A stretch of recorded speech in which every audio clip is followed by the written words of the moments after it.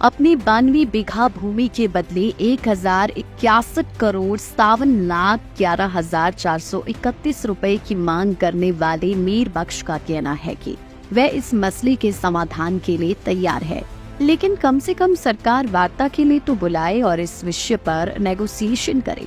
बता दें कि मीर बख्श के पूर्वजों की नेरचौक में 92 बीघा भूमि पर प्रदेश सरकार ने मिनी सचिवालय, कृषि केंद्र, पशु औषधालय और मेडिकल कॉलेज का निर्माण कर दिया है। इसको लेकर हाई कोर्ट और सुप्रीम कोर्ट ने मीर बख्शी के पक्ष में फैसला सुनाया है।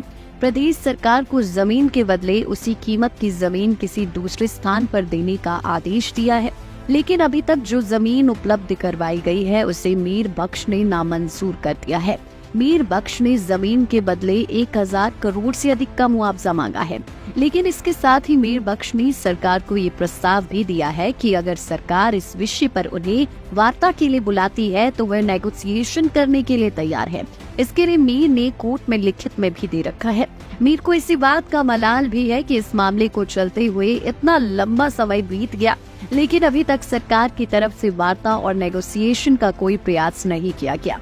मीर बख्श ने बताया कि उनके स्वर्गीय पिता सुल्तान मोहम्मद ने वर्ष 1956 में अपनी जमीन को वापस हासिल करने की लड़ाई लड़ना शुरू किया था, लेकिन उन्हें इसमें कामयाबी नहीं मिली और वर्ष 1983 को उनका देहांत हो गया। उसके बाद वर्ष 1992 से खुद मीर बख्श ने इस लड़ाई को लड़ा। मीर बख्श 2009 में हाई कोर्ट से इस केस को जीते, जिसके बाद सरकार ने डबल बेंच और फिर सुप्रीम कोर्ट का दरवाजा खटखटाया, लेकिन इसमें जीत मीर बख्श की ही हुई। मीर बख्श का कहना है कि कोर्ट से न्याय तो मिल गया, लेकिन सरकार का साथ आज दिन तक नहीं मिला और उसी के लिए अभी तक जंग जारी है। मेरे साथ किसी किस्म की कोई बात नहीं हुई, ये सिर्फ कोर्ट मैटर ही चलता रहा।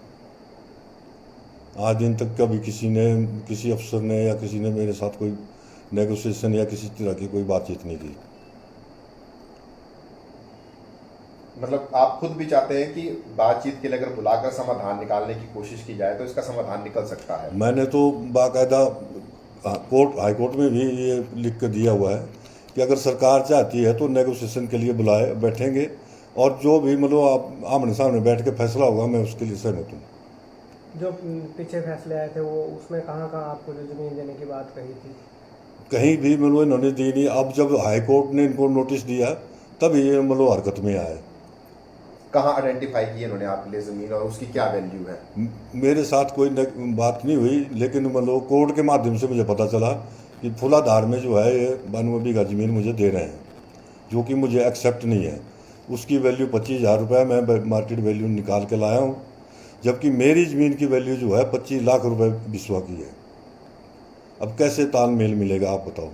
मीर बख्श ने बताया कि जब विभाजन हुआ तो नेरचौक के बहुत से मुसलमान पाकिस्तान चले गए, लेकिन इनका परिवार यहीं पर ही रहा। सरकार ने ये सोचा कि ये परिवार भी पाकिस्तान चला गया है, जिसके चलते निष्क्रांत कानून के तहत इन सभी जमीनों पर सरकार का कब्जा हो गया। मीर बख्श के पिता दिल्ली तक अपनी जमीन वापस लाने के लिए जाते रहे, लेकिन कहीं कोई सुनवाई नहीं हुई। इसके बाद जब इनके पास अपनी जमीन ही नहीं बची तो नीलामी में खुद अपनी ही जमीन को खरीदना पड़ा।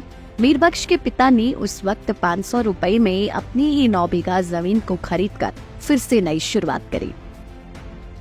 शुरू से ही मतलब 1939 के बाद 1950 में जब वैक्यू प्रॉपर्टी एक्ट बना, उसके दौरान जो है ये हमारी प्रॉपर्टी जो है ये सेंट्रल गवर्नमेंट के नाम ट्रांसफ़र हो गई।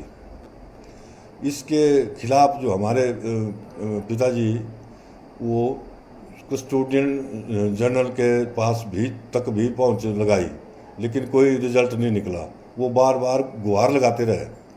1967 में दोबारा इन्होंने अपील दायर की, लेकिन कोई भी रिजल्ट नहीं निकला। कभी गवर्नर के पास, कभी कहीं, और आखिर में वो 1983 में गुजर गए। उसके बाद जो है मैंने अपने हाथ में ये केस लिया और 2002 में जो है मैंने शिमला हाई कोर्ट में जो है इसकी रिट दायर की, जिसका फैसला जो है वो 2009 में आया, वो हमारे हक में आया। उसके बावजूद भी इन्होंने कुछ नहीं किया मेरे मतलब, और ऐसे लिंग ऑन करते रहे। और 2015 में जो है इन्होंने सुप्रीम कोर्ट में अपील दायर कर दी। वो उसका भी मतलब 2023 में फैसला आया, वो भी हमारी हक में ही, मतलब इनकी अपील जो है डिसमिस हुई और विद कॉस्ट हुई। 25,000 रुपये इनको जुर्माना भी डाला गया और वो फैसला हमारे फेवर में ही रहा। 1 साल बीतने के बाद भी आज तक इन्होंने कभी मेरे साथ कोई नेगोशिएशन वाली बात ही नहीं की। इसके बावजूद मैं जो हूँ दोबारा एजुकेशन अपील जो है हाई कोर्ट में की है। 92 बीघा जमीन के अकेले मीर बख्शी मालिक नहीं है, इसमें उनके बड़ी भाई की बेटी और 3 बहनें भी शामिल है। क्योंकि बड़े भाई का देहांत हो गया है, इसलिए अब उनकी बेटी के पास इस संपत्ति का मालिकाना हक है। मीर बख्श के 3 बेटे और 1 बेटी है। परिवार खेती बाड़ी के साथ साथ ट्रांसपोर्ट का कारोबार भी करता है। 1961 में गवर्नमेंट ने जो है वैक्यू प्रॉपर्टी डिक्लेयर करने के बाद अपने अंडर पूरी प्रॉपर्टी ले ली और कुछ प्रॉपर्टियां जो है मतलब नीलाम कर दी। कुछ जो है कुछ गवर्नमेंट डिपार्टमेंट को किसी को मतलब ऐसे अलॉटमेंट कर दी, कोई पाकिस्तान से ऐसे उनको अलॉट कर दी। ऐसे मतलब प्रॉपर्टियां इन्होंने सारी मतलब दे दी।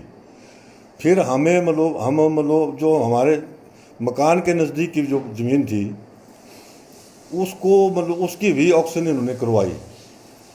फिर थोड़ा बहुत मतलब गांव वालों ने भी साथ दिया, से किसी ने कोई बोली नहीं लगाई उस पर, उसकी हमारी बोली वैलिड रही और हमें ही वो ज़मीन अपनी ही ज़मीन मतलब बोली पे लेना पड़ी। कुछ याद है आपको कि कितने में अपनी ज़मीन खरीदी आप? वो 500 रुपये में बोली हुई थी उसकी।